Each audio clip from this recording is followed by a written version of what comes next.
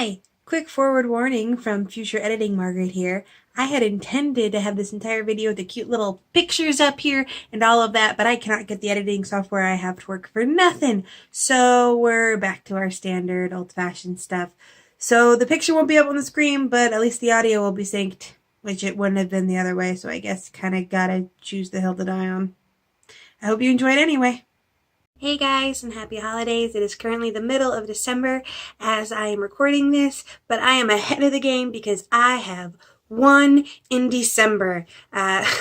In December. Like, it's all one word. It's not me saying that I am in... Never mind. Indecember is essentially a bingo game of indie books. There is a board that you can follow to win in two different ways, either getting one bingo straight across in either of the standard ways, but you can only use each book for one prompt, or you can try to cover the entire thing, but you can use a book for multiple prompts. Now, I would love in another time to do the entire thing. Unfortunately, I'm also doing the Witchathon, so I can't dedicate that much time to this. But don't worry, I am still reading indie books for the Witchathon. But I didn't want to give that up. So I'm going to go through real quick the books that I've read for Indecember. Now, the nice thing about this challenge is you don't actually have to read the books within the month. If you have a book that you read previously but you did not review on Amazon or anywhere else, that still counts. And a disclaimer, for some of the ones, I actually refer to it by its Nook review count rather than its Amazon, because most of what I've read is on my Nook, and the reviews are different numbers. But regardless, let's get started. For my novella, I read Her Treasure Hunter X by Zara Keene. Now, I don't think this was meant to be a novella. But when I looked at the page count, the actual story from the first part of the prologue to the last part of the epilogue was 108 pages, which is pretty darn short. And as a result of it being short, it moved really quick. It was about this underwater photographer who is tasked to go look for essentially what are Jules' treasures at the wreck of the Lusitania. Not too much of that actually happened. It was more about how when she got there, she discovered that her ex, the man that she had been engaged to, it had all fallen apart, was also working on that dive, and they ended up, well, it's not a spoiler, they ended up rekindling the romance, because it's a romance book, of course they did. I mean, look at the cover. But, it was okay. I gave it 3 stars. I like to judge things by their intentions, by their purpose, and this was meant to be a short romance novel, and it hit all the marks. It was par for the course. Probably won't be rereading it. Nothing too dramatic. They did manage to fit in 2 sex scenes and 108 pages, which surprised me. But nothing, basically it. Next up was my sci-fi box, whatever. And of course, this one I reviewed, Star Nomad by Lindsay Broker. If you've watched this channel for any point in time, you know that's one of my favorites, but I hadn't reviewed it on Amazon yet. I don't know that I really want to go over it too much since I already did a video half dedicated to it, but it is a sci-fi with spaceships and cyborgs and all sorts of fun, and I will definitely be continuing the series. So I give it 5 stars. I love it that much. It is great. Up next was the romance or erotica square, and this one was really easy because most of the cheap ebooks I have are romance to some degree or erotica to some degree. Just what happens to be on BookBub. So I went with Gone For You by Jane Frost. And this surprised me in a lot of ways. It was purely from the man's perspective, which was strange. In most romance books, it's usually from the woman's or the woman's and the man's. The man isn't usually the sole narrator of the story. And it was made with a lot of love. Jane Frost loves the music scene in Texas, and so the main character, being a musician, a guitarist as part of a band called The Caged from Texas, was made with a lot of love, and there was a lot of in-jokes or a lot of references to real life people that I didn't get.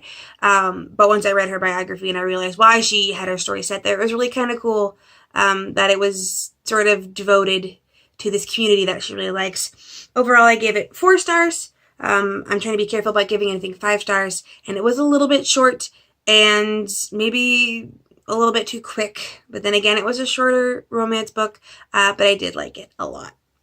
Next up was the mystery and or thriller Square, and for this I read Tortured Dreams by Hadina James.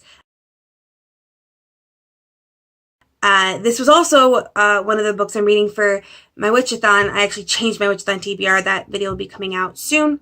It was written all from the perspective of a sociopath. Aislinn Kane is a young woman that has come up with against serial killers multiple times and beaten them by nature of not feeling a lot. She is on the side of the good guys, and she does get recruited by this group of U.S. Marshals. It started out really well. The characterization was there. There was a lot of repeating of facts. She kept talking about the same torture devices over and over again. And in this day and age of Googling and information being so free, you don't really need to hound it home. And on top of that, they kept saying the same exact piece of information that was flat out false. They kept talking about how the victims of the serial killer that they were fighting against had their tongues cut out, because if your tongue is cut out, you can't scream, and that's false. The sounds that comes out of you come from your throat, come from your vocal cords. Your tongue just helps you shape them. You can still make sounds. You can still let out a scream. You just can't scream anything intelligible. And so to have these supposed experts that kept talking about a blatantly false fact that anyone with even a rudimentary understanding of the human anatomy can tell you, kind of took me out. And also, a lot of the other characters also seem to be a little bit sociopathic. Like, at one point, they just discovered this hotel room with 10 women that had all had their heads eaten by rats, and at one point, they end up, like, giggling because one of the other guys is afraid of rats. You know, the rats that just killed 10 women. It took me out. It'd be like, you're at a crime scene, there are 10 dead bodies, and you're laughing. So I probably won't continue with the series, unfortunately. I did give it 2 stars, only because it was so hard to take them seriously as believable experts when I knew more than they did. Okay, this last book. I used it for the 5 to 10 Amazon reviews Square. Now, I went by Nook reviews, and it had, I believe, about 5 at the time I started writing it. This book was pretty decent. This book was pretty good. At the beginning, I was excited to have an LGBT romance on my Nook. It was going to be great. And then a thing happened, and I despise this book. I mean, I almost never give a 1 star to a book that I could finish. If a book is decent enough for me to get through till the end credits, so to speak, it's a minimum of a 2 star or higher. So that this book is a 1 star shows just how horrible this one ending part was. I don't want to get too deeply into it here because it would involve trigger warnings, but I'm definitely going to be doing a video on that. And that is her Fearless Leader by Trisha Owens. It was just, no. If you follow me on Twitter, you can probably guess what happened based on the one thing I tweeted about the horrible book.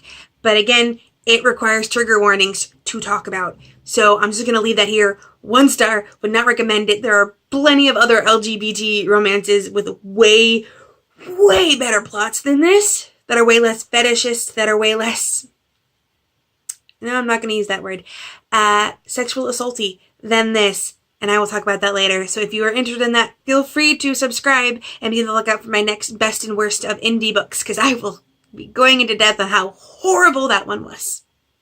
So that is it. I have my bingo, my Indiecember bingo board right across the top. I am very proud of myself and very happy that I was able to do this. Like I mentioned before, supporting indie books is something I want to make a major part of my channel. I still have my indie author list that I'm compiling, and so in future indie challenges, I'm sure I'll have an even greater plethora to pull from.